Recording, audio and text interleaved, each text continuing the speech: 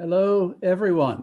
I'm Philip Khoury. I am a professor at MIT, and I've had the great privilege of chairing the Emile Bustani Middle East Seminar for the past 35 years. This is the 35th anniversary of this seminar. And it's gone strong all these many years because of the wonderful participation we've received, both from our presenters and, of course, our audiences. But this is the first time we've ever done this virtually. So if it's a little awkward for me and for some of you, I understand it. Believe me, it is for me. And we'll try to make the best of it. Let me just say a word about the origins of this seminar. Emile Bustani was one of Lebanon and the Middle East's most successful businessmen. He was a philanthropist of extraordinary measure and a politician. I know Lebanon wishes to have people of his quality back in that leadership position, which they do not have today, alas. And we'll learn a little more about that from our speaker. He went to MIT. He got his degree in civil engineering here in 1933. And I've known the Bustani family my entire life, and his daughter, his only child, Myrna Bustani, and her late mother, Laura, decided to fund this seminar, to establish this seminar in 1985. And I and MIT are forever grateful to the Bustanis for making this happen. And I just saw the wonders of technology that Myrna's daughter, Laura Lahoud, is on with us today. So I'm delighted, Laura, you're here. Thank you. To have a member of the family with us, maybe there are more, is a great honor for all of us. Let me also say that we will do this semester. There will be a second seminar next week, October 6th, at this time, 4:30, 4:35, we actually begin in the MIT tradition, always 5 minutes after the half hour or hour. And Pouya Al-Amagam is coming to speak to us. He is a lecturer in history at MIT, and he will speak about the subject of contesting the Iranian Revolution, the Green Uprising. So we'll be very pleased to have Pouya with us on that occasion, and he may well be here today as well. So having said all that, before I introduce our speaker, I just need to say something about protocols. And I don't mean this in any strict sense, but you will need to mute your audio and turn off your video. That's me. Our speaker will speak roughly 40, maybe 50 minutes, no more than that, and that will allow the healthy Q&A, question and answer period afterwards. By clicking the Q&A button at the bottom of your screen, you'll be able to move things around. You'll see audience members, all of you will have the option to like questions, and that the ones you want to hear the most about, the questions you're most interested in, you can rank them, and we will know and try to go in the order that you prefer, you, the audience. It's an experiment for me, at least, so we'll see how well we do. Let me leave it at that. Most of you are probably a lot more savvy than I, and turn to our speaker, Dr. Maha Yahya. Maha Yahya is the director of the Carnegie Middle East Center in Beirut. It's part of the Carnegie Foundation for International Peace, considered certainly in this country and probably anywhere else, the greatest center for the study of peace that I know of anywhere. And it's been around longer than virtually any other, at least in the United States. And I've known Maha really since the early 1990s, when she first came into my orbit here at MIT. And she worked with me and a colleague of mine from the American University of Beirut on a book on reconstructing Beirut just after that long civil war that devastated the country from 1975 to 1990. And so we became friends, colleagues. She later, in 2005, earned her doctorate here, her PhD, in the Department of Architecture, and I had the privilege of reading her dissertation at that time, and we were just talking offline about it. Prior to joining Carnegie, Maha Yahya led work on participatory development and social justice at the United Nations Economic and Social Commission for Western Asia. The UNESCO is what I'm referring to. She has also worked at the United Nations Development Program in Lebanon, where she was the director and principal author of the National Human Development Report of 2008-9, Toward a Citizen State. She was also the founder and editor of the MIT Electronic Journal of Middle East Studies, which was the first of its kind anywhere on Earth. And she really chaperoned that for a good long while for us. She's the author of numerous publications. I'm not going to list them here. What I will do is tell you, I'm delighted, Maha, you're back. I can't think of anything more appropriate than to have an MIT alumna speak on the subject of Lebanon on the 35th anniversary of the Emile Bustani Middle East Seminar. And again, I thank the Bustanis for making this all possible for us. After our talk, we will go to a Q&A period. Thank you, Dr. Maha Yahya. Thank you, Philip, for this wonderful introduction. I can't tell you how amazing it is to be back. I cut my teeth more or less when it came to Middle East politics in the Emile Bustani lecture series. It became my home away from home, so to speak. And I learned a lot from that lecture series. I met a lot of amazing individuals who later on went on to become friends and colleagues as well. So I want to thank you for inviting me. And on the 35th anniversary of the Emile Bustani of the lecture series, particularly as I think when I think of Emile Bustani, I think of him as the quintessential Lebanese in many ways. He's a man who was an orphan, went on to manage to get himself to MIT, was an entrepreneur, established one of the biggest companies in the region, and played an incredibly important role in Lebanon's politics and in shaping actually what became contemporary Lebanon at the time. Unfortunately, his life was cut short, far too short and far too early. What I'm going to be talking about today is Goodbye to All, Lebanon at 100. As most of you know, on September 1st was Lebanon's 100th birthday. September 1st, 1920 was when Lebanon was established as an independent nation state in the wake of the end of the World War I and the collapse of the Ottoman Empire. But I don't want to start I will be weaving some of this into my talk. I actually want to start in my talk a month ago, or almost a month and a half ago, on August 4th, when a massive explosion. I'm going to show a few pictures, but not too much. If I can find them, here we are.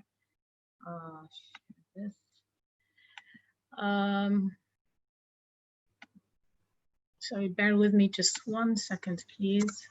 Yeah, on August 4th, a massive explosion blew up the port of Beirut.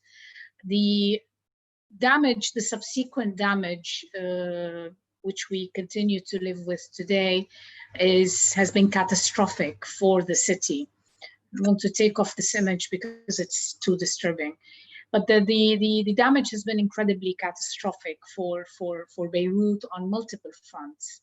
There's been much discussion of the, more than 6,500 people injured, more than 200 people dead, 300,000 people displaced from their homes, the economic repercussions, the humanitarian, and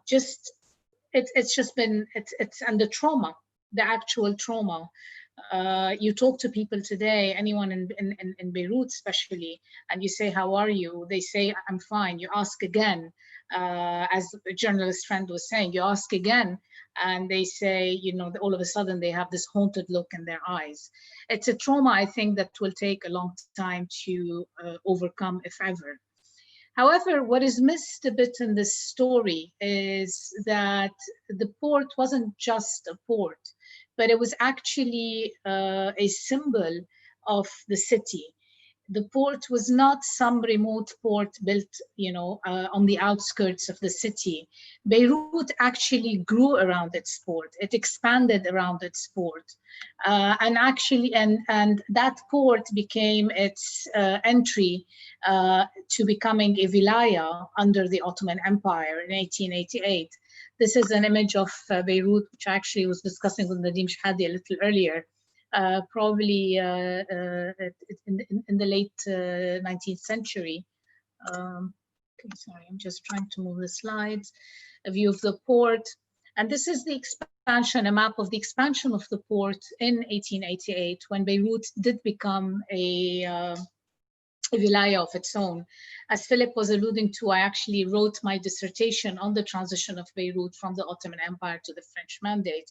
And I make the argument in that dissertation that the privatization of the port by a French company and the kind of land reclamations that happened as a result of this were probably a prelude. They're the first instance of private-public partnership, what we today consider private-public partnership, but also were a prelude to the way we saw Beirut being reconstructed in the 1990s, and then probably what will happen today with the after the explosion of the port. But what's also significant is that the port wasn't just about trade, but also became very much about the identity of the city. Beirut was seen as a cosmopolitan place. The port is a port city that is linked to a much larger Mediterranean basin. It was one of many port cities in the Ottoman Empire. And with the with the creation of the nation state, it had to turn its back a little bit to this cosmopolitanism in order to create a homogeneous identity that extended over the rest of the country. However, this tug of war between being a port city, sorry, this is the declaration of Lebanon and in 1920. I'll stop the share right now. The establishment of Lebanon as a nation state created what Albert Hourani would later on a struggle for identity, and what the late Albert Hourani would go on to term as the struggle between the ideology of the city and the ideology of the mountain. He saw the ideology of the mountain as overriding that of the city, i.e. the kind of more nationalistic, the fact that Lebanon was named after Mount Lebanon, and that the identity of Mount Lebanon itself became the key marker or the key identity that around which the country itself was consolidated. In my dissertation, I make the argument that actually it was more nuanced, and that this struggle between the two continued and continues to till today. The sense of what really defines the city, its plural, its cosmopolitan culture, or is it more the kind of more well, I don't want to say essentialist, but it's a struggle. Let's put it this way. My sense is that the destruction of the port, which was very much it epitomized to my mind the kind of collapse of the key pillars that have been holding up Lebanon, and it also epitomized the criminal negligence and the gross corruption that is now the rot that is actually sitting at the heart of the governance structure around which Lebanon is the way through which Lebanon is governed. And what I mean here is the power sharing arrangement that was put in place after the establishment of Lebanon as an independent nation state under the under the French. At the time, not all Lebanese, or not all those who lived on Lebanese territory actually wanted, sorry, I should have showed you one more slide. Not all those who lived here at the time wanted or believed in Lebanon as an independent nation state. And I'm showing two caricatures from that period, where on the left, my left, de Jouvenel, who was the High Commissioner at the time, was supposedly showing this deformed child on the table, saying, look, this is the Lebanon we've created for you. And it was a caricature in one of Ana Aqra Association, making fun of this, what to many was this bizarre creation called Lebanon. And on the right, it's one of the bakes from the Bekaa Valley, actually carving out the area of the Bekaa, and particularly Baalbek, into a republic on its own. I only show these just to indicate the extent to which the turbulence around the creation of Lebanon as an independent nation state, but also finding a national imaginary, an imagined community around which the Lebanese would coalesce. And, you know, throughout, you constantly hear that the Lebanese are Lebanese when they're outside of Lebanon, but they always go back to their tribes and to their sects once they're back in Lebanon. Now, the reason that this is constantly, this back and forth between the two, is very much based in the power sharing system that was established at the end of, that was established once Lebanon was created. The power sharing system, as you all know, is one in which Christians and Muslims share power. The grade A civil service positions are subdivided amongst specific sectarian or religious communities. I mean, Lebanon is very unique in the region in having 18 officially recognized religious sects. And the state that does not have a religious color, that actually maintains an equal distance from these 18 religious sects. This power sharing system, I argue, is now at an end and is in profound crisis. It is one where it has become completely bottlenecked, and the crisis over government formation that we've seen over the past few weeks is the biggest indication of this. Since 2005, and I would say since 2008, when the Doha Accords basically established governments of national unity as a norm, i.e. members from the different sectarian communities and the different political parties would all be part of the same government. The system has become incredibly bottlenecked, and it's almost impossible to make any decisions. But I'm getting a bit ahead of myself. In terms of the power sharing system, Lebanon was not meant to maintain this power sharing system until today. In fact, the first declaration of independence, the first government, post-independence government, its own ministerial declaration talked about the end of sectarianism and the need to end sectarianism, which was seen as a blight on the national on national identity, as undermining national identity. And it placed the end of sectarianism or the division of positions in government on the basis of sectarian identity as a condition, a precondition, and as a goal. Fast forward to 2020, and that goal remains very aspirational. I think that Lebanon at 100, what we're seeing today is really the collapse of the system. What worries me is that we don't know what's going to come as a result of the collapse of the system, or at least it being challenged. The last time the system was severely challenged was in 1975, and the country went into a 15-year civil war. Of course, I'm simplifying, the reasons are much more complex than this, but at the time that the power sharing was challenged, the country went into a 15-year civil war.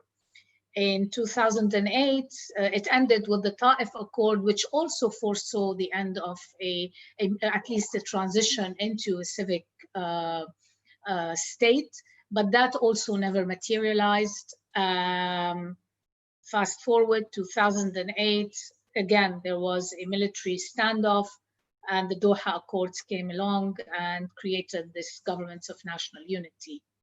2020, the system is deadlocked. And I think we are moving now into a situation where the power sharing is once more being challenged, and again, with the support of external parties. The problem is that today this is happening in a context where the entire region is up in flames. It's no longer just about Lebanon. The situation globally has changed. We've gone from a to a multipolar setup. The region itself is in significant crisis, and the absence of a regional stabilizer means that countries in the region, I mean, it is the post-Pax Americana period, countries in the region feel perfectly fine in interfering and in getting involved in each other's affairs in very bizarre ways. I mean, frankly, foreign policy in the region, particularly in the last decade, I would say, what we're seeing is a Qatarization kind of, you know, you tailor-make, countries are tailor-making their foreign policy to particular circumstances. So they could be allies in one context and enemies in another. In the case of Lebanon, we're seeing increasing involvement by a broader range of foreign actors. You know, Iran supporting Hezbollah is one, but we're seeing more and more activities on the part of Turkey, which until now has been really establishing far more a kind of a more softer power on the ground, using cultural centers, connection to religious establishments. It seems to be now ramping this up a bit. The Russians are becoming more interested, again, using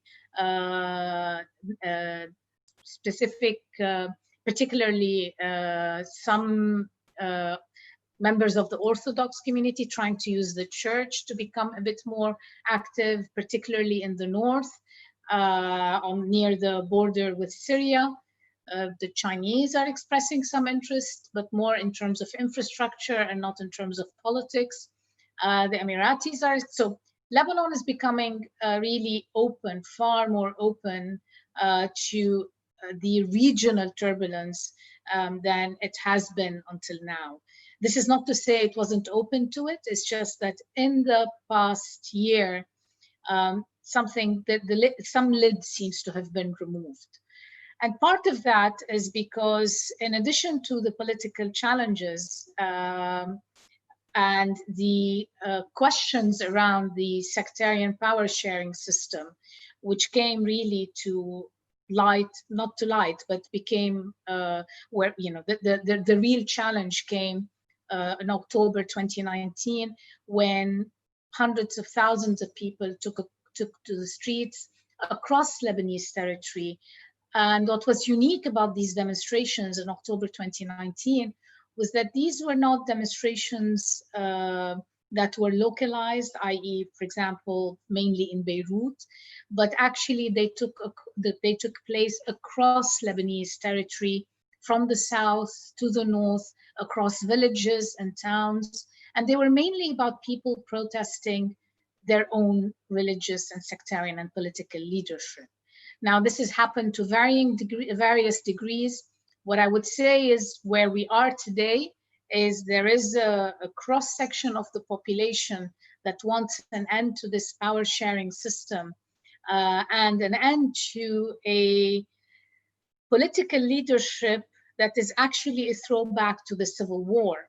The Ta'if Agreement, which ended the Civil War, ended it by bringing the warlords into power and allowed them to treat state institutions as war bounty or war booty, whatever, war bounty. So much of the protests, there is a cross-section of population across Lebanese territory that wants an end to the system and wants these people to be gone. But at the same time, that doesn't mean that sectarianism has lost its salience, nor that everybody now wants them gone. They still have all of these political leaderships, still have their own constituencies. So the way I see the struggle today in Lebanon is between those who are calling for a more horizontal, more civic approach to governance, and those who continue to want to work and operate in silos. Now, this is coming together with a massive financial and economic collapse. Lebanon is, as you all know, facing multiple perfect storms, I would say. But definitely the financial and economic collapse is of such a magnitude. It's a fiscal balance of payments, a currency, a public debt, a currency collapse, an economic collapse, etc. Just to say that the second pillar on which Lebanon was founded, and which was also very tightly connected to its support, is that of the merchant republic. Lebanon's main second kind of key identity was about it being a merchant republic, i.e. a country whose economy relied on banking and on tourism and other services. In its golden years in the 70s and 60s and 70s, Lebanon was touted as the Paris of the Middle East. But because you could swim and ski in the same day, I mean, all the myths about Lebanon's beauty and touristic capacity. And it's interesting when reading even travel logs, there's always been this kind of, I would say, fetishization of Beirut in particular, but also of Lebanon in that way. But also the banking secrecy. It was known as the Switzerland of the Middle East for its banking sector. And it was a safe haven for capital from across the region that wanted to escape somewhere. And even during the worst years of the civil war, that banking sector was never threatened. And that identity of Lebanon as an economy that relies on the banking sector was never threatened. Fast forward to 2019, that is completely gone. Lebanon today has Lebanese have no access to their money. There are informal capital controls. The government estimated maybe about 4 or 5 months ago that the debt was somewhere between $80 to $100 billion, public debt. There are estimates that it could even be higher. And in situations like this, the central bank, which could have stepped in to help fund or at least alleviate some of the economic pressure, is unable to do so at this point in time because it itself has a massive hole. As a result, Lebanon's currency has collapsed. The value of the currency went from $1 to 1,500, equal 1,500 Lebanese lira. Today, the exchange rate is closer to 8,000. What this means effectively is that the middle class, which was the third pillar of Lebanon or Lebanon's identity, the middle class being the educated, I mean, everybody's always proud to say every Lebanese speaks at least 3 languages. You know, they can get by in any way, and it has one of the highest per capita individuals who are, you know, with university degrees. That middle class, the class of professionals, is now collapsing between the collapse of the currency, which means, just to give an indication, an assistant professor at the American University of Beirut that used to make the equivalent of $66,000 a year in Lebanese lira, their salary, their yearly salary now is the equivalent of $11,000 a year. We're seeing the same collapse in salaries across the board.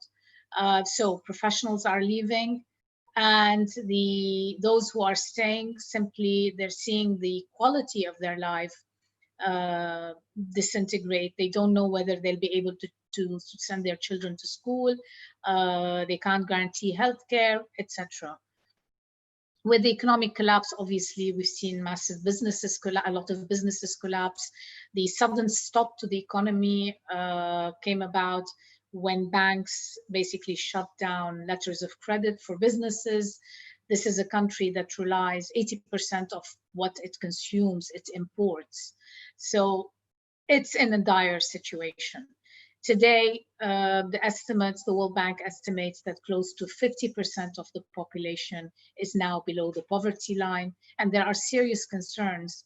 This is a land that also has vast agricultural lands.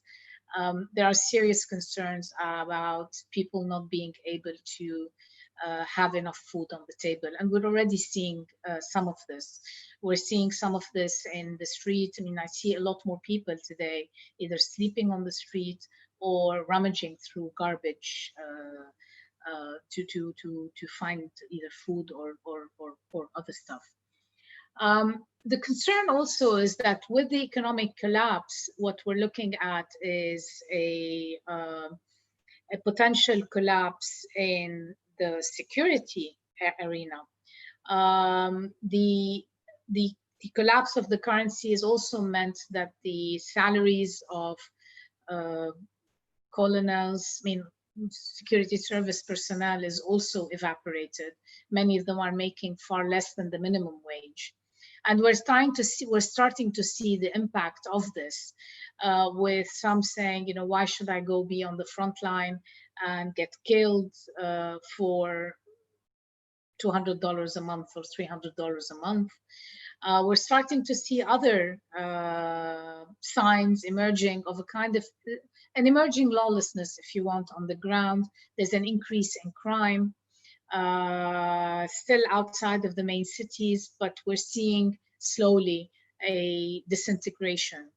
And the concern is that the longer this crisis continues, the more likely we'll see more and more of an explosion here, a fire there. Already in the aftermath of the Beirut explosion, as you will know, we saw multiple fires happening across the country. And then what this effectively means also is, in addition to the collapse in the security service, there's a lot of concern that the fifth pillar around which Lebanon's identity was consolidated, which is its position as a safe haven for cultural freedom of speech, cultural innovation. This country was the place where all the intellectuals, the artists, the musicians from around the other countries in the region, this is the place they escaped to when they could no longer stay in their own hometowns.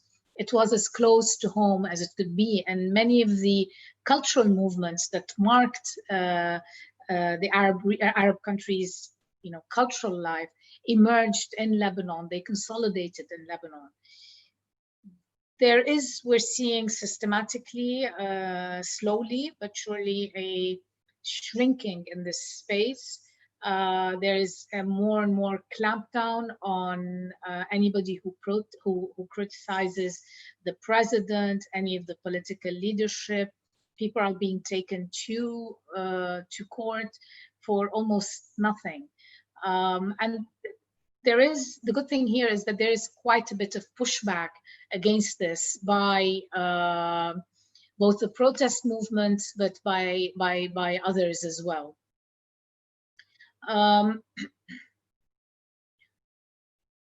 Sorry, just need to take a glass.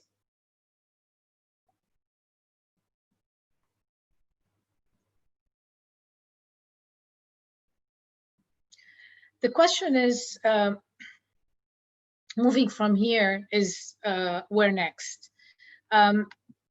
Lebanon today is without a government. It's in a caretaker government mode. It desperately needs to form a new government of experts. It desperately needs cash. an immediate injection of cash into the country to be able to stabilize economically. Businesses that were successful before October 2019 are now collapsing. Hundreds of thousands of people have lost their jobs.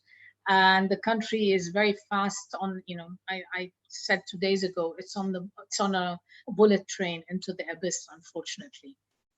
The question is, what next?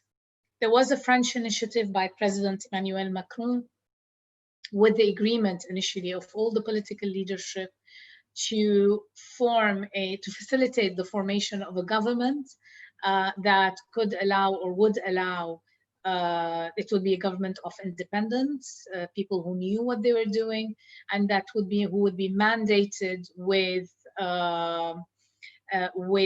putting together an economic rescue plan for Lebanon, would negotiate with the IMF, with the idea that this would unlock badly needed funding from the IMF, but also from the broader international community, whether it's the European Union or perhaps friends in the Gulf. That plan is no more. It collapsed a few days ago, in large part because a lot of the regional actors were not happy with the plan. I believe the Americans were not too happy with it because they felt, and along with some of the Gulf countries, mainly Saudi Arabia, felt that this was giving a free pass to Hezbollah,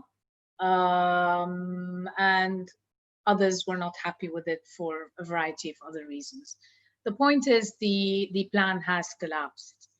And this leaves Lebanon in a very difficult situation. I think we're entering into very treacherous territory.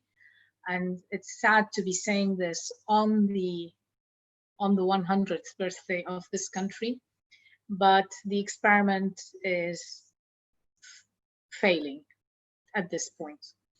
The country is entering into incredibly treacherous territory, even though there is a significant opposition on the ground. People are scrambling to try and put together, to get ready to form new political parties that span sectarian divisions, to try and put together a unified opposition that is able to take part in parliamentary elections. These elections will not happen for another 2 years, and the sense is by then the country will have collapsed completely. In another few months, the central bank has already announced it's going to have to cut subsidies on fuel and on probably medicine and on meat, so mainly essential goods. And we don't know what next. This is happening as people are banking on an American election. I believe today is the first debate between President Trump and VP Joe Biden. Everybody's waiting to see what will happen with that election. Unfortunately, I think the attention span of should Biden win, the attention span of his administration will not be on, their attention will not be on Lebanon, but this is a different discussion. Bottom line is the country is in an incredibly difficult territory. It's open to a lot of interventions. Prime Minister Netanyahu a few hours ago talked about a weapons cache in Beirut, saying, this could be the next explosion in Beirut.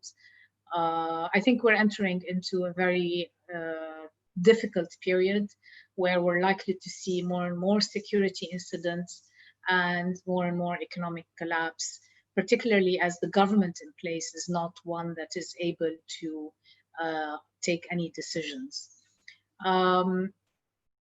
I wish I could leave on a more hopeful note. The only hopeful note I see today in front of me is the energy and the will of the Lebanese. When the explosion happened, what was very notable was the absence of state institutions and the presence of society, presence of people, supporting and helping each other. That continues to this moment, to this day, but that's not sustainable. The diaspora is helping financially, but that is not sustainable. This cannot get the country back on its feet again. The only way to get the country back on its feet again is for a decision to be made at the regional and geopolitical level to cordon off Lebanon, to try and stabilize it, because the last thing you need is another failed state in this region, especially one that also is not only, it is also hosting 1 million refugees from Syria. They are in a desperate situation, and they can't go back home, and it's becoming impossibly difficult for them to be in Lebanon. So the last thing the region and the world needs is one more collapsed state, because what happens in Lebanon or what happens in this region will not stay in the region. If there is a decision to bracket Lebanon, and unfortunately I don't see it, particularly with what happened with the Macron initiative, then a government that's able to negotiate with the IMF would be able to stabilize, at least economically. It could unlock some support and some aid. Absent that, then emergency funding has to be put in place to at least try and stabilize Lebanon on the ground to some extent until further notice. I'm going to stop here and open it up to questions. I'm sorry for ending on a dire note, but it's very difficult to be optimistic these days, especially because I think for a lot of Lebanese feel that we're being stripped of agency in many ways. Whatever happens here, actually the decisions are being made elsewhere. Thank you, Philip. Thank you very much, Maha. I mean, yes, it's depressing, but I think you've captured quite exquisitely the kinds of issues Lebanon is wrestling with, at least from where I sit. And watching it, maybe I could start with a question. Normally I reserve this for everyone else, but I read an article by a Lebanese journalist the other day in which he put enormous emphasis, but without much hope, and nor did you in the end of your talk, on the kind of activities we saw civil society in Beirut, at least, and maybe beyond Beirut, acting in the fall of 2019. It seemed for a moment, and maybe it was too brief a moment, that young Lebanese, old Lebanese, in between Lebanese, were laying down their confessional sectarian affiliations to kind of unify around issues. And I don't think the Lebanese have seen that all too often.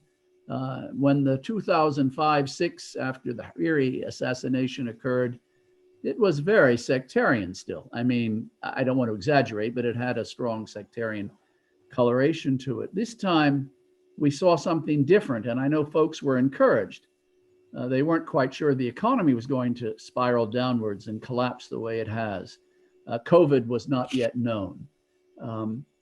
But the issues around Lebanon were known. I mean, the Syrian collapse, the status of the Palestinians, the Iran-Saudi conflagrations that we know about, tensions, conflicts, and the like. Do you see anything in civil society that might just begin to turn things in a good direction for this country of yours? I do, absolutely. I mean, what I've seen in civil society over the past year has been remarkable, Philip. It's not just about the people-to-people help and support, the networks that were created, the sense of responsibility that people have demonstrated towards each other, irrespective of sex and identity. And I'm not romanticizing this. It's very visible, it's tangible, and it's evident.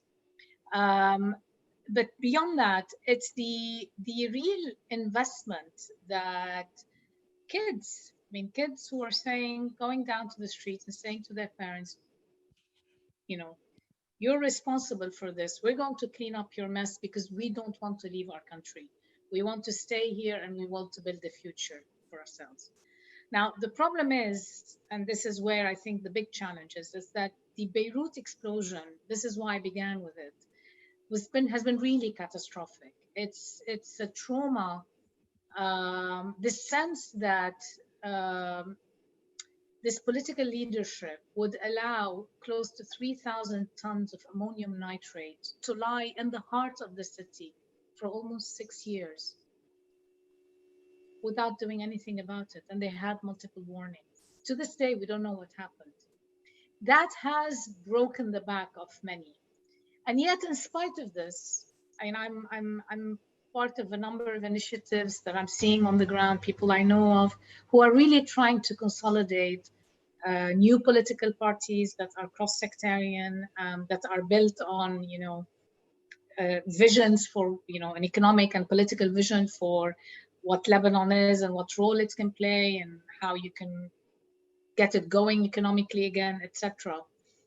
The problem is they're young in the sense, not in terms of age, but in terms of, they need time as political movements, they need time to mature.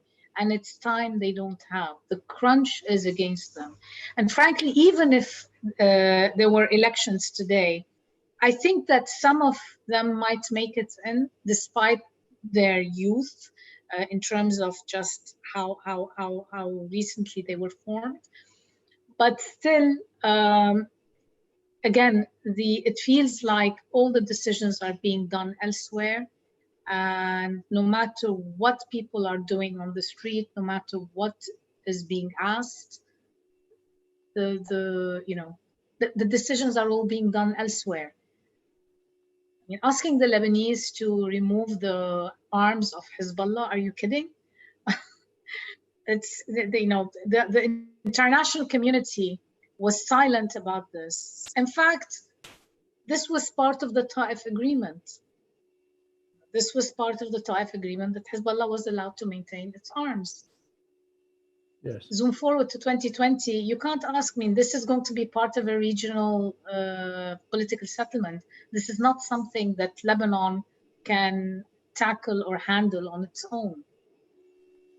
Yeah, good, okay, well, some hope, but let's see. So we have at least two questions and they seem to be connected, and they're both by individuals with the name Nadim. I like that. Let me just read them to you, Maha. This is Nadim Lahoud, and he says, all nations are defined arbitrarily to some extent. With the benefit of hindsight and trying to take emotion out of it, was Lebanon a bad idea? And if so, should we stop trying to patch it up and try something else? And so let me just connect the two. The other comes from someone you just mentioned early in your talk, Nadim Shahadi. And oh, by the way, Nadim Lahoud, I could have figured this out, is Emile Bustani's great grandson. So wonderful to hear from you, Nadim. So Nadim Shahadi is someone who has spoken in this seminar and well known to many of us. He says he's in Beit Mary, so let's assume he's there. And he said, you described the components of Lebanon, how the components of Lebanon rejected its creation 100 years ago. Would you say that the project is largely a success now because the country, is it accepted by all? So, I mean, these two questions really are quite similar. Was it a mistake? Is it accepted? I don't think it's a mistake. I mean, I think it's hard. I mean, and Nadim Lahoud says removing emotion from it. He's absolutely right. One has to kind of think a bit with hindsight. No, I think Lebanon is a very unique experiment. And I've been making the argument for many years now that in this region, it should actually be treated as a regional public good. Safeguarding Lebanon's experiment is important because it is a response and has the potential to be an even greater response to exclusionary projects like that of ISIS and others that see identity as something that is circumscribed and unique, and anyone that doesn't look like me should be thrown out. I mean, that these are questions that are not, and in a sense, Lebanon is also a microcosm of many issues that are coming up globally. These are not just the question of pluralism, identity politics. I mean, all of these are not particular to Lebanon. But Lebanon, given its size, is really, and the region it's in, I think in many ways could be a positive response to this. So no, I don't think we should give up on the idea or stop patching. And it's also connected a bit to this, I think the question that follows on the neutral confederal state, because there is now, with the sense, with the increasing catastrophes that we've been having, especially after the Beirut explosion, the sense that the system is so bottlenecked, the sense that there is nothing the rest of Lebanon can do about the arms of Hezbollah, the sense that people are treated differently in the country. We're hearing more and more a growing voice asking for, some sort of confederation between different groups. I honestly don't think that's the answer. Because Lebanon is tiny. This is not a place where you can have either carve it up even further, but also most of the regions have members of different communities. Even if one region is predominantly, I don't know, Christian, Muslim, Shiite, Sunni, or it doesn't matter. There are always members of other communities within these regions. That's one. And two, so in that sense, and then you talk about economies of scale, it also wouldn't work. What I think is more interesting as an answer, and it's a governance question, is to talk about regional decentralization, to raise the question about how do you govern at the local level. And that's more of a technical issue, quite honestly, than one that has to do with identity. What worries me is when we start talking about federalism in the context of Lebanon, in the context of today, we're beginning to talk about identity. And actually, for me, that kind of talk is the bringing the Beirut explosion to its conclusion, i.e. blowing up Lebanon's cosmopolitan, pluralistic culture, which, to my mind, the port has historically symbolized, and around which the identity of Beirut itself, but also the rest of the country, was built. This was Michel Chiha as well, and this was many others. Yes, that's well said. I'm just looking here.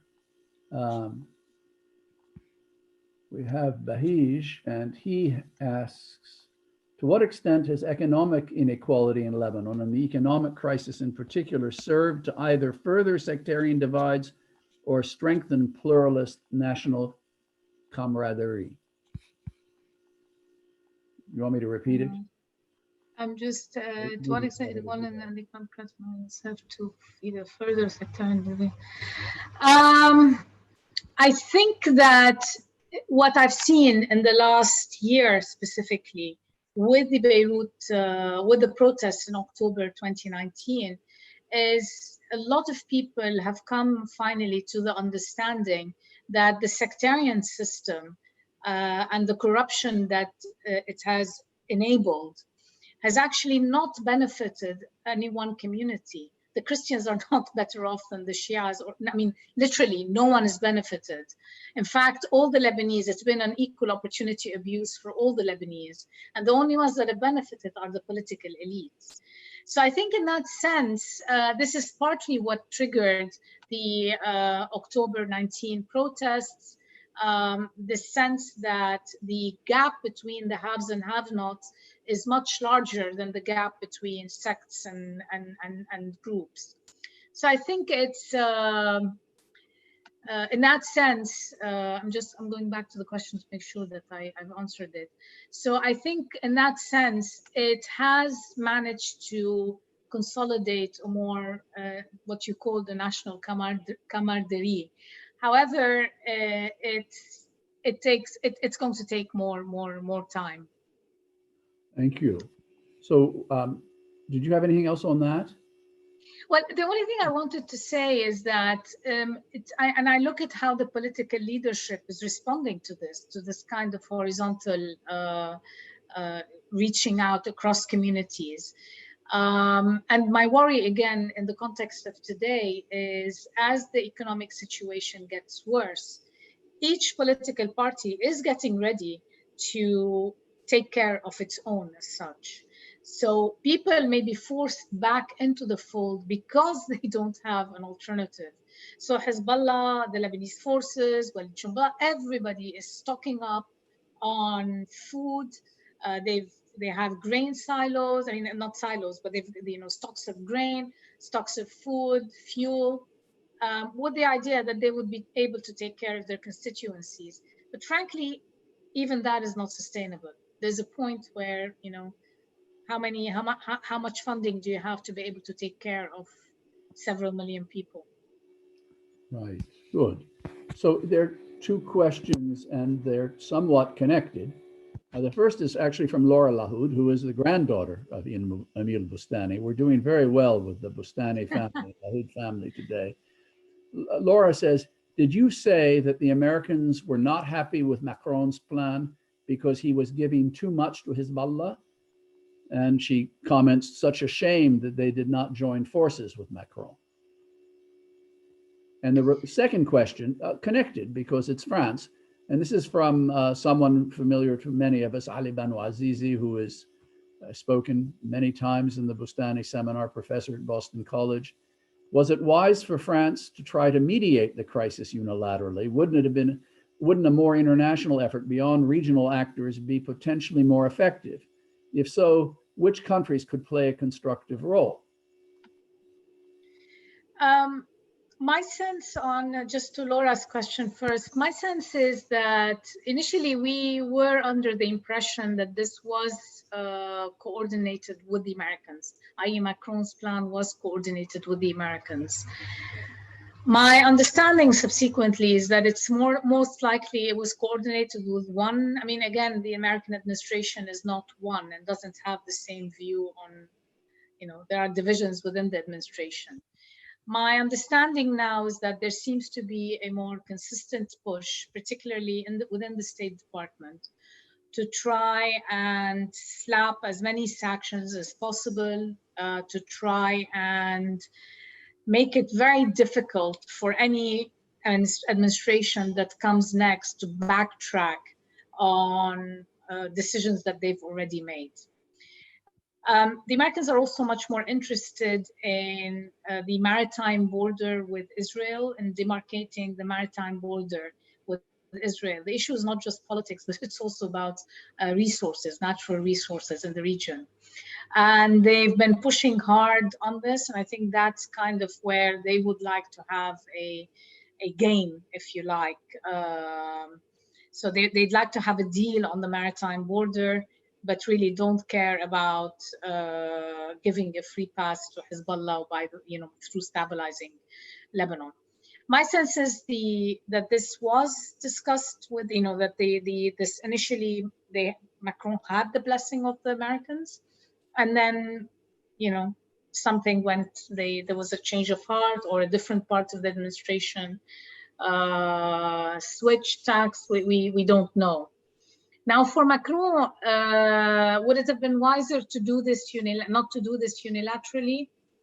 Quite honestly, I don't know, because I'm trying to think of who in the region would have been interested to try and mediate something in Lebanon. It would have actually been probably Kuwait, the late Emir who just passed away today. Saudi Arabia and Turkey has its own pet project, very involved. Saudi Arabia has written off Lebanon because of Hezbollah. So each one of the regional actors have their own kind of peeve, if you want, or problem with one part of the Lebanese equation or the other.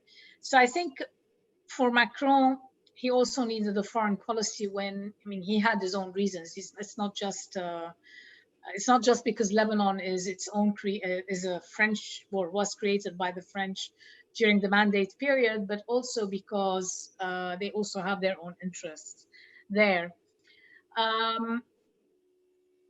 I think that I mean, yes, in short, yes, they could have, I mean, a more international effort would have been useful, but I think it would have taken a lot more time to try and consolidate that kind of support. He tried to come in the aftermath of the explosion, capitalize on the sense, the urgency that came after the explosion to kind of give a confidence boost by creating, by getting the political leadership to agree on a new government, and that failed. Yeah.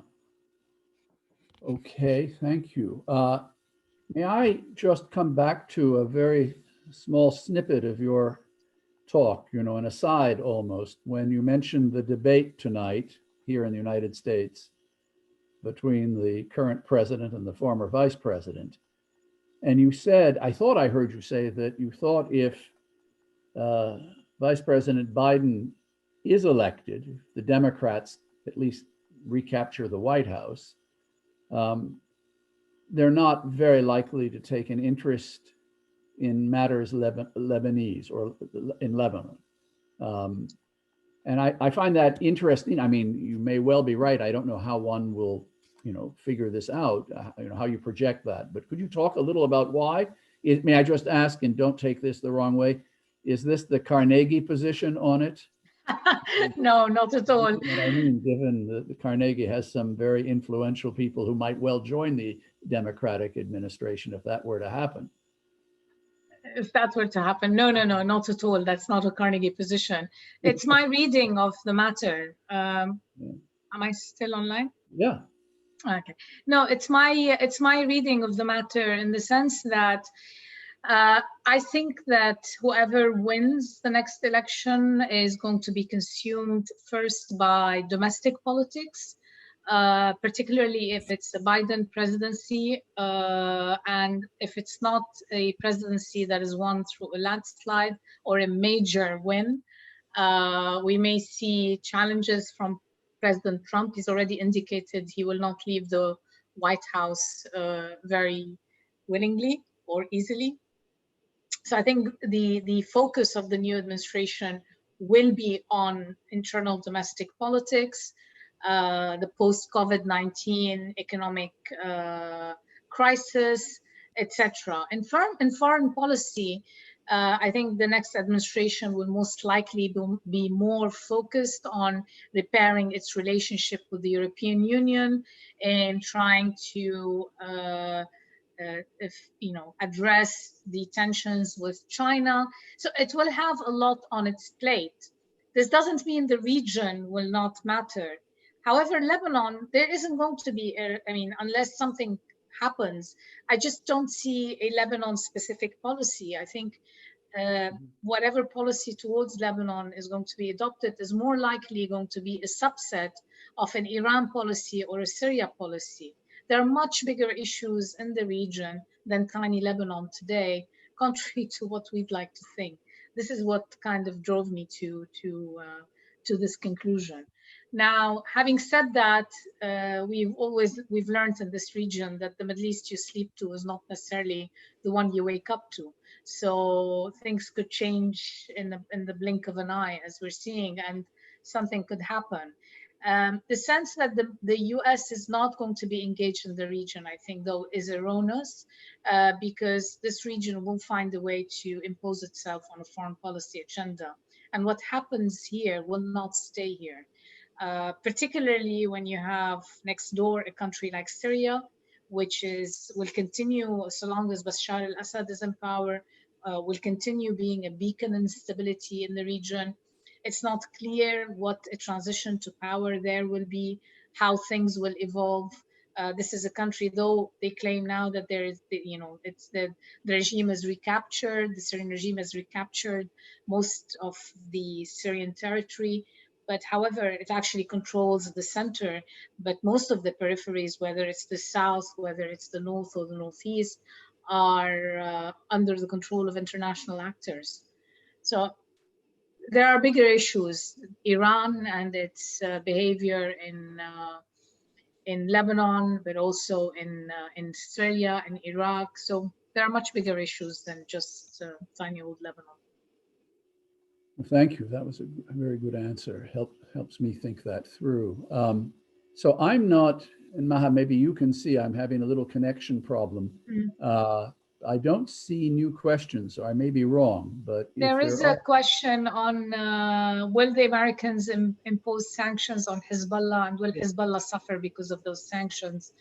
I think yes, and we're expecting a new round of sanctions to come in probably between this week and next week. I think it's not just Hezbollah. It seems that the administration is looking to sanction allies of Hezbollah as well. My sense is they're going to ramp up the pressure a lot more. Maybe, I mean, they may give us space until they've sorted out the maritime boundary, but they will ramp up the pressure after that if there's still room to do that. I mean, it was interesting the way they derailed the Macron initiative was they couldn't wait 2 days. They slapped sanctions on the Speaker of Parliament's closest aide and the former Minister of Finance, literally the day before the new government was to be announced. But in short, yes, we're expecting more sanctions. Now, will they hurt Hezbollah? Of course they will. Of course they will. The sanctions that have been, I don't think sanctions are an incredibly effective tool, but then when they're part of a larger toolbox, they do have an impact. And they have had an impact on some of the individuals, but also on some of the networks. But I don't think in and of themselves are that they're they're a good tool to use when you have you're using them occasionally, not when they become kind of your bread and butter all the time. And they cannot be a policy in and of themselves. Great, thank you. Do you see any, again, I'm having, problems, maybe the weather system where I am, but... What can Lebanese expats do to help? From Kathif Ghali. I think Lebanese expats already are doing a lot. A couple of things that would be very helpful. One is of course, there's the funding, especially for a lot of the local organizations that really have been at the forefront of helping people. Things like the Lebanese Food Bank, the Red Cross. I mean, there's some incredible organizations here that I think will play a very important role moving forward and at least helping people survive. That's the kind of peer-to-peer. And I know that there's been a lot of support from the diaspora on this front. I know of one group of expat organizations that have raised already something like $7 million or something of that nature. The other way that I think expats can help is by pushing within their own constituencies to make sure that aid to Lebanon does not stop, that there is a more informed engagement and understanding of Lebanon. Lebanon is not, I mean, people tend to see Lebanon, particularly in the United States, but also in other places, especially within the administration, as if Lebanon is Hezbollah and Hezbollah is Lebanon. Lebanon is much more than that, and I think that needs to a more informed and nuanced discussion is quite important, particularly at this moment in time. And to understand that Hezbollah is one element of Lebanese society, but Lebanon is also much more than that. You can't just look at a country through a singular prism and through an identity prism only. Thank you. Do you think the Lebanese people, there's one question, do you think the Lebanese people could do more by uniting and rebelling more in a more organized way? Could people change things? This is from Laura. I think they can, Laura. I really think they can, and I think they're trying. There is a lot of work, as I said, happening now amongst the protesters and the different groups to create unified fronts. They're facing similar challenges that other protest movements have faced around the world, but there is an attempt to try and do that. I find it interesting that whenever you meet international interlocutors, the first thing they ask, well, where is your leadership? I'm sorry, if you're waiting for a Gamal Abdel Nasser or Mahatma Gandhi to emerge, those days are gone. This is a different era, a different time, a different,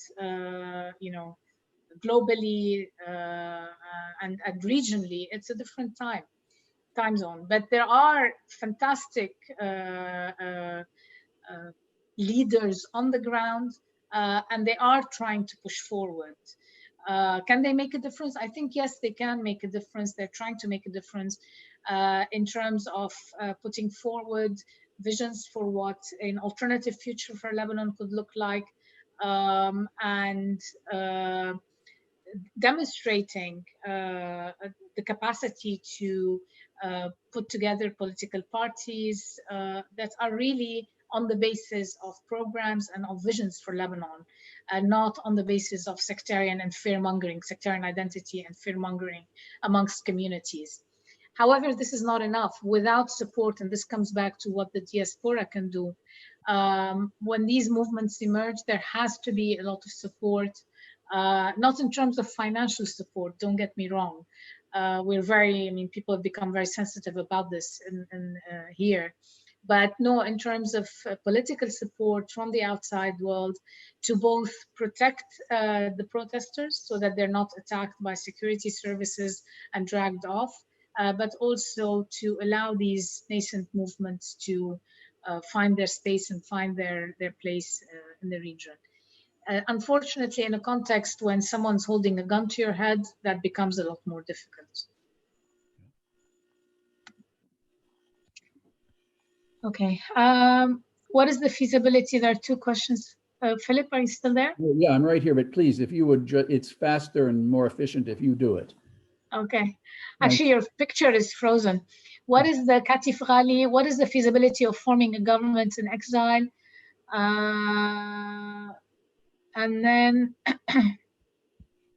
another question about change from Laura, that I started by pointing out to the big gap between people who want to change things and others who want things to remain as. How ready are people for change? I think people are very ready for change. I'll continue with this and come back to the government in exile. I think people are ready for change. Maybe not everybody in Lebanon. We also have to accept that there are people who have different opinions, and for some, the issue of identity is still a very, very strong. I mean, they feel very strongly about their religious identity being also their political identity. But I think for a much broader cross-section of people, especially, as I said, with the understanding that the sectarian politics has really not benefited any one community. The Shias certainly are no better off today than the Sunnis, nor are they better off than the Christians, at least on the socioeconomic front.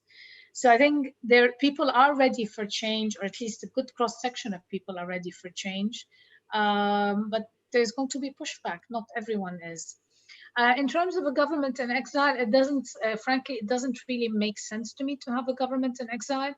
This is not a country, this is a country that has a government. It has a functioning parliament that was elected by people. A government in exile usually is in a situation where either a country is under occupation or where, there's a civil conflict happening.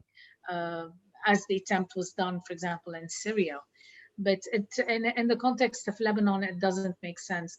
However, there are attempts today also by the different opposition groups to try and put together or put forward a kind of an alternative government. There have been discussions about shadow governments and things like this.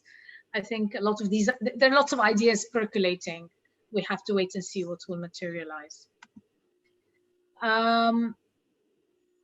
What government system may be ideal for Lebanon, federal versus confederal? Okay, somebody really wants me to talk about the federal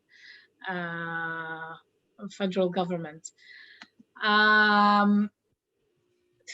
quite honestly, I mean, to my mind, I think a civic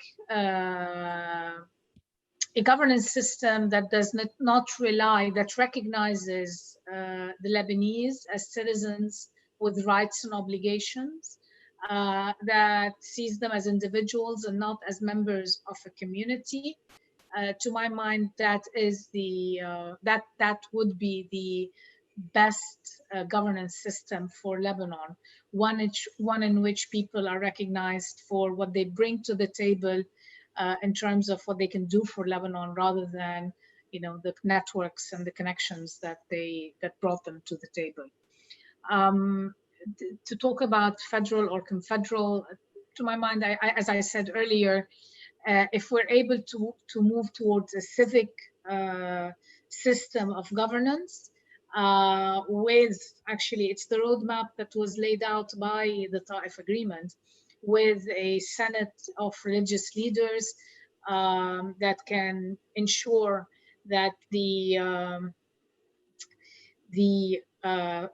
fears of different communities are taken, you know, that basically where no major decisions can be taken without consulting with all the various communities.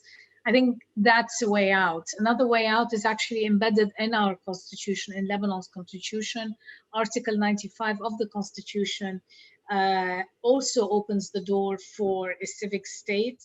Article 95 is very particular in saying that only grade A civic positions should be on the basis of sectarian identity.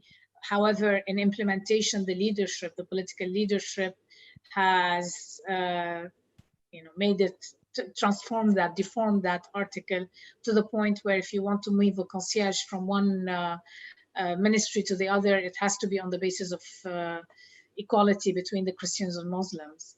So they've really taken advantage of this system to weave a corrupt network of nepotistic, clientelistic network. They've captured state institutions at every single level. And I think the challenge today, a confederal system will not rescue state institutions. If we really want to have a healthy Lebanon, we have to think about how we're going to rebuild state institutions on the basis of the law, of the rights and responsibilities of citizenship. We need to think of ways to deepen our democratic institutions rather than to try and keep maintaining what we have so far. And again, just to go back to what people are doing, there's a lot of push on the ground again, and also through syndicates. I forgot to mention syndicates. For example, the Syndicate of Lawyers has been working hard along with NGOs like Legal Agenda to talk about the independence of the judiciary. This is a major, major, major entry into trying to make sure that this system operates, that the judiciary is depoliticized, and that the country can be governed properly. Great. Sorry, that was a very long question. Laura Yahoud, would Hezbollah agree to a confederal system? I honestly have no idea whether they would or they wouldn't. And I would rather not speculate on this because they haven't taken a position on this publicly. And I mean, if I were to speculate, maybe they would agree to it. But I'm honestly, I don't know. I'd rather not give an answer to that one. I think that's the last of the questions, Philip. So, may I just ask one last one, a different kind, but here we are in a research university and where you earned your PhD. Could you just say a few words about Carnegie's mission, the Middle East Center you direct, and the kinds of work that your folks on the ground are doing? I know a little about it, but I have a feeling a number of folks may not. Thank you, actually. Yes, the Carnegie Middle East Center is the regional arm of the Carnegie Endowment for International Peace, as Philip pointed out at the beginning, as you pointed out in the beginning, Philip, it's the oldest think tank, actually. It was established in 1910 by Andrew Carnegie. And it's one of, I think, 23 institutions that he created, including Carnegie Hall, Carnegie Mellon, the Carnegie Corporation of New York, etc. The mission of the endowment, it's a nonpartisan endowment, and the mission of the endowment is to promote peace wherever we can. In the Beirut Middle East Center, we see our mission as twofold. One is to create and maintain a safe space for the free exchange of ideas between, no matter how contentious those ideas are, not only in Lebanon, but for individuals across the region. Often, a lot of the events we hold have people from very different political backgrounds, spectrums, countries, gender, etc. So it's a space where people really can come together and hash out and get to know each other, but also hash out ideas in a very respectful and safe space. We also see our mission in terms of fostering knowledge about the region, for the region, by the region. So the idea is you're not bringing Washington to the region, but actually taking the region to the rest of the world. All the scholars we work with are based in the region. My colleagues are in Tunisia, they're from Tunisia, from Iraq, etc. So we work a lot with them on their research, we mentor, we support, etc. And through the scholarship, a lot of the work we do is based on field work. It's really trying to understand the challenges that the region as a whole is facing. We look at, we focus a lot on the medium to long term. So while we do a lot of work on the immediate reactions to current events, what's happening in Iraq now, what's happening, I don't know, etc. But we also do a lot, our actual focus really is on the medium to long term, trying to understand what are the trends that are emerging in the region and that have the potential to, or are already, will be changing the face of the region. And then look at policy options for addressing these trends. So for example, today we have a number of projects that we're working on. We did considerable work on refugees.